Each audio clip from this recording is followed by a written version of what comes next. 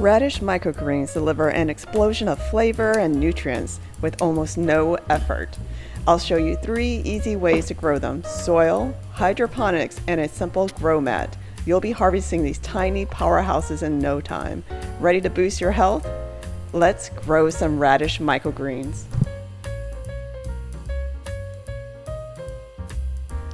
Did you know that radish microgreens contain up to 40 times more vitamins and minerals than their fully grown counterparts? They are packed with antioxidants, iron, vitamins like A, C, and K. And I decided to mix it up and try purple radish microgreens, which should have an even higher concentration of phytonutrients and antioxidants due to their color, and they look amazing. Let's start with a soil setup. I'm reusing a nursery container filled with high quality potting soil. I bought a small packet of seeds, so let's see if we can use 1 teaspoon of seeds per grow setup. So after putting down an evenly spaced layer of seeds, I'm just lightly covering them with soil for now and watering them in. This is our hydroponic grow mat. For water testing details, make sure to check out our microgreens kits video for details on water testing, and there'll be a link in the description. I'll try to link this video to it as well. Once you figure out your water chemistry, basically the main deal is keeping that mat moist. So we're going to go ahead and sprinkle our seeds on there, 1 teaspoon. It kind of looks a little sparse, but we'll see how it's going. If it looks too thin, by tomorrow we'll add some more seeds. In an extra effort to keep this puppy moist, we're going to go ahead and put it in a plastic bag, but we will close it but leave a small gap for air exchange. And next up, our stainless steel hydroponic kit. So it has a large water basin in the bottom, and then your seeds are suspended by the stainless steel grate above the water. We're trying to thin it out. Looks like we're going to need more than 1 teaspoon though, which is okay. I like having a lot of radish microgreens. They're a little spicy, so they really perk up a salad.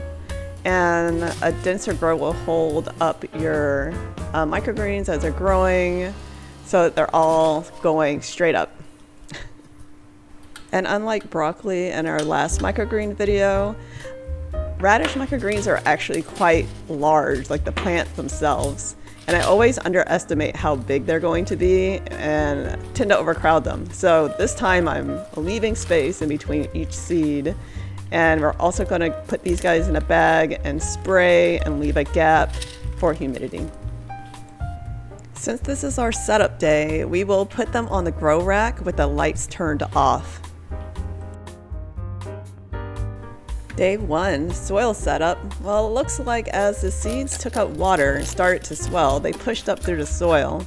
It's pretty neat though. It looks like the bright purple color is already starting to show. But let's cover them up with a little more soil. Okay, once that's done, mist the soil with water and we'll place it back on the dark grow rack.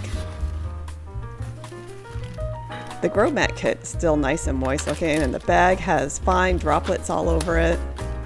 Oh, the seeds look like they are starting to swell. We'll just mist a little more. It looks like there's water in the reservoir, our plastic container there, and we'll just pop it right back in. And spray with a little more water.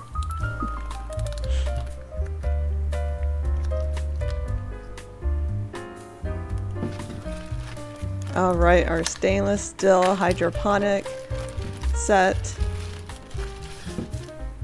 It looks as the water was soaked up by our seeds. Not only did they turn bright purple and look like they're starting to sprout, but they all migrated to the center. So let's spread them out and then we'll put them right back in their bag.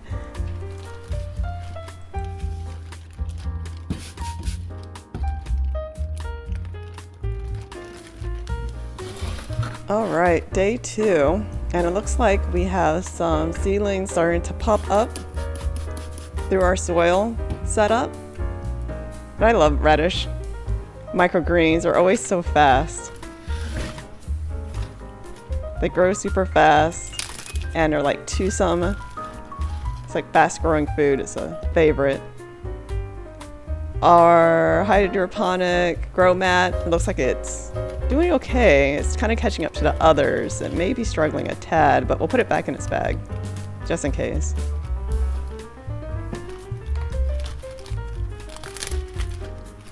And our stainless steel grow kit. So at first it looks like there's mold all over the place, but those are actually just root hairs from the radish. They're growing so vigorously, they're just pushing out in all different directions trying to find space. It's always interesting to see how the different types of microgreens react to different growing conditions. And since we do have some leaflets coming up, I'm going to go ahead and put these under light, and this will actually encourage more growth faster. As you can see here on day 3, it looks like everyone was motivated to push that soil with that extra light. Now, it looks like we're starting to have trouble with our grow mat. It was not in the bag overnight, and it looks like it may have started to dry out. You can see those little skinny roots. So we'll see if we can save them. We'll just add some water to the plastic container, and we'll put it back into the plastic bag and give it a chance. We'll see what happens. It'll be interesting to follow the timeline. And of course, the stainless steel reservoir is doing well. Plenty of water, plenty of moisture. It's pretty a self-sufficient kit.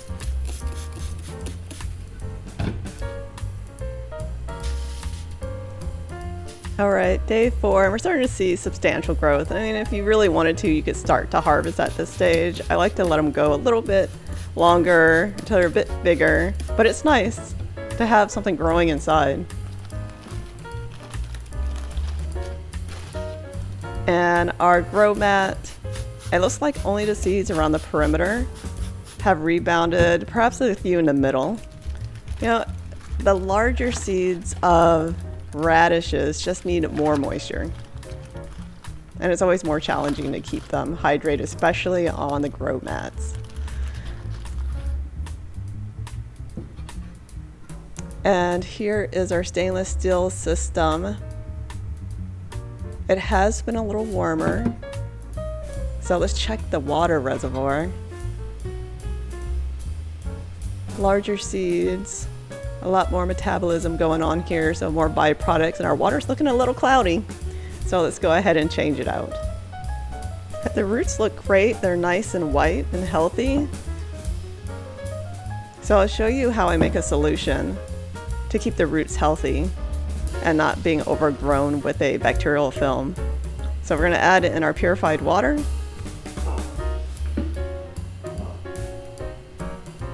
And you can see our roots. It looks like it's about the right level. There's a little ridge inside, and then we add a little bit of peroxide. And that is enough to keep the roots white and healthy, and the plant's able to uptake plenty of nutrients.